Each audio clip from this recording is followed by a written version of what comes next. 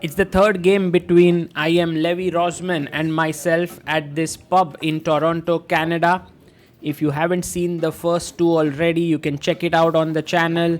The first one I lost in just 12 moves. The second one was much more well fought, but in the end, Levy managed to checkmate me. And this is the third game. He's rearranging the pieces.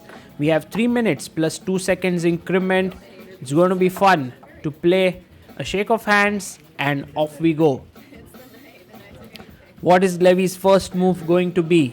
He opens with 1 c4, the English opening. I bring my knight out to f6, knight to c3 is played, and now I push my pawn to c5, the symmetrical English it is. Well, in general, white has many ways to play now. Knight f3, g3, e3, it's all possible here. And Levy is not too happy with my choice because it leads to maybe a little bit of solid position, and he likes to play dynamic chess. He goes for e3 here, and I push my pawn to g6. This is a good place to develop the bishop here. Bishop g7 and castle. He plays his pawn to d4. I take and push my pawn to d5. This is something that I've played many times, and yes, takes is the correct move. Knight takes, and now queen b3 is the main line. With the line running queen b3, knight takes knight, bishop c4, maybe forcing e6, and then b takes c3, and white has a small edge here. And this is how you generally play. Levy thinks for a bit and plays bishop c4, which is also played, but maybe is slightly easier for black to play.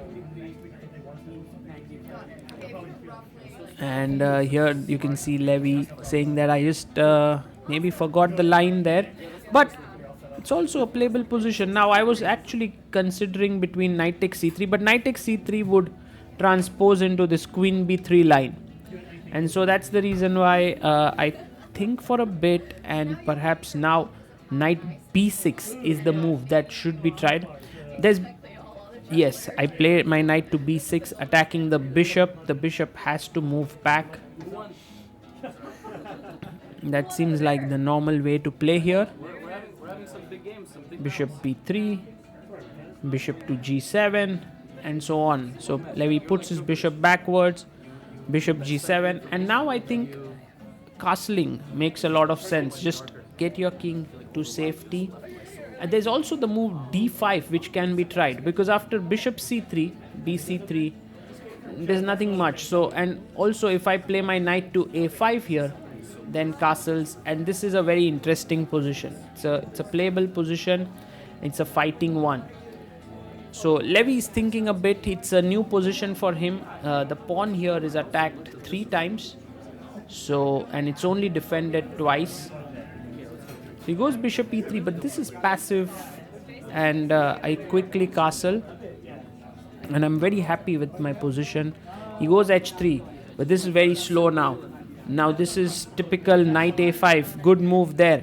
So with this, what I'm trying to do is I'm trying to build the control on d5 square. Also my knights are looking at the c4 square.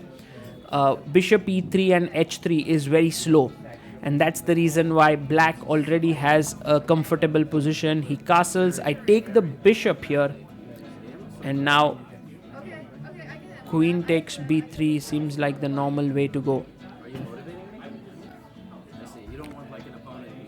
Levy thinks for a bit, and he is not so happy with this position for sure. Queen b3,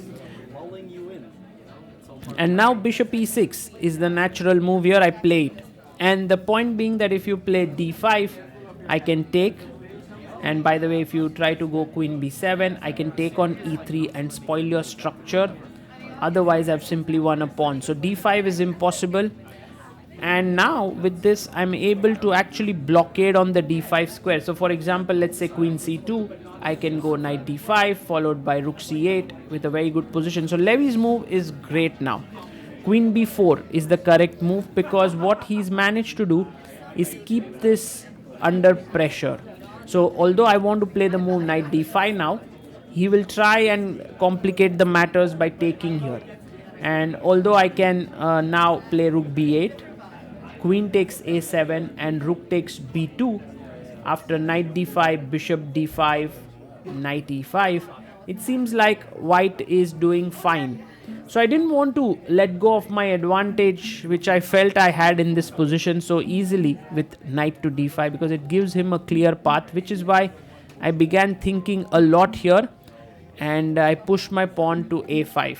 Logical move. If you play queen b5, I have this move bishop c4 attacking both the pieces, and so the queen really has only one good square, queen c5, and this works out for him because rook c8 is impossible as I lose my a5 pawn, and now I put my knight on d5, which is a good move.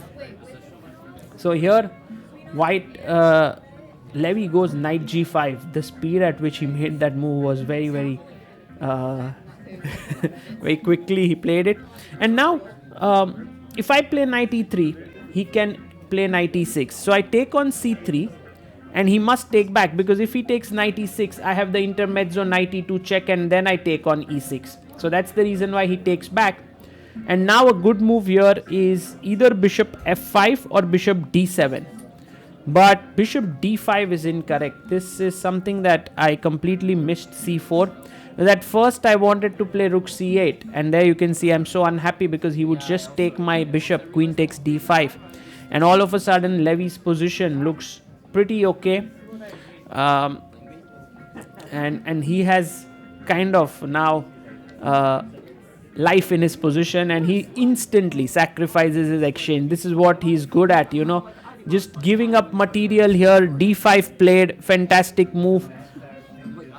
I can actually avoid taking it with bishop d7, but I got a bit tempted. I chopped off on a1. He should take on c6 perhaps, but he took rook a1, and now I played my bishop back to d7. So exchange up, the position is roundabout even, and Levy plays his queen to d4. I decide to put my rook on c8. White already has great compensation. A move like rook b1 would be very powerful. Also knight e4 looks good. He wanted to play c5 here, which is also a fine move here for white. The main thing is both of us are running low on time. Rook c8 played, rook c1 played by him, f6, kicking the knight away. And now the knight comes to the central square, e4. Pawn to e5 played, and I really wanted him to take, because take and black is doing well. So he played the right move, queen b6. This is excellent chess by him, and if I take, which I did, now the a5 pawn is hanging. Also knight d6 becomes a threat. It's not at all easy to play this position. I push my pawn to a4 and a3 played here. Now bishop comes to f5. The knight jumps in, and I go rook 8. My rook was almost gone out. g4, bishop d3, rook comes up, bishop e2, and maybe my bishop can now swing over to d1. He goes rook e3, bishop d1, and he lost on time. Levy lost on time, and that is my first win there against him. Although in this given position it looks very complicated, maybe around equal. As you can see, Levy said he wanted to push his pawn to c5, and maybe that's the right way to play bishop b3, and it can be very complicated. We go back a few moves and try to analyze here, because I think I felt like I was better, but yeah, the move bishop d5 wasn't particularly great. I think this is the position that we go back to analyze here, and knight to d5 was what I played. And yeah, Levy says maybe here, yeah, this is the analysis that we were doing. Knight d5 instead, yes, knight d5, queen b7, rook b8, queen a7, rook b2 takes knight e5, and I didn't like this position so much because I felt like I was better here.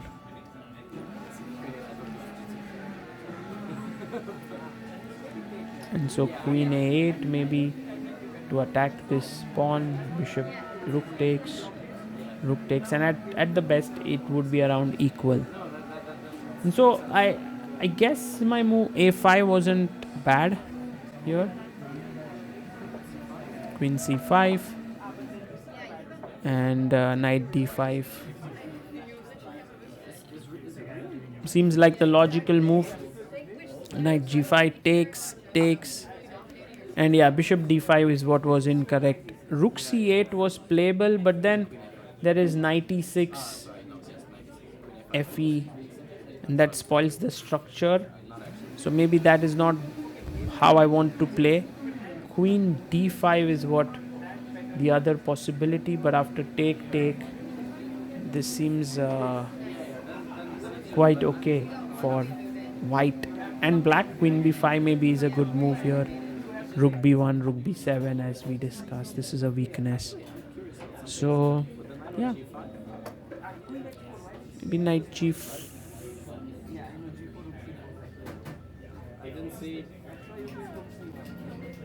Yeah, it was great fun actually analyzing with Levy. He's so interested in chess. He's so interested in analyzing. And of course, for me, this was after a long time that I was playing chess over the board.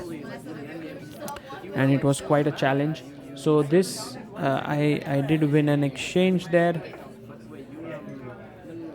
And yeah, but that was good compensation. As you can see, Levy wants to analyze that position where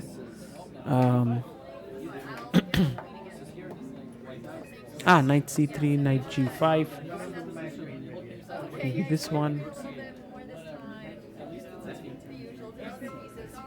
and he suggests knight e3, knight d6, fe. This is the thing about Levy. He's he also suggested rook c8, knight e6 fe, and he thinks this position is playable. But yeah, that's the thing about him. He is not shy from taking bad structures, and I guess it's a very logical bit of analysis there. Take, rook c3, queen b7. But I'm kind of this player from this school that I don't like those double pawns there. And maybe this time it's correct because white is better here, and I think black is better here slightly. I think there's no reason to get into that position. So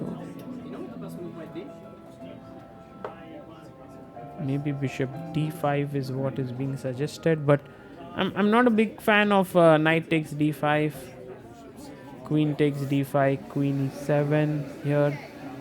You lose a pawn, otherwise the b7 pawn is hanging.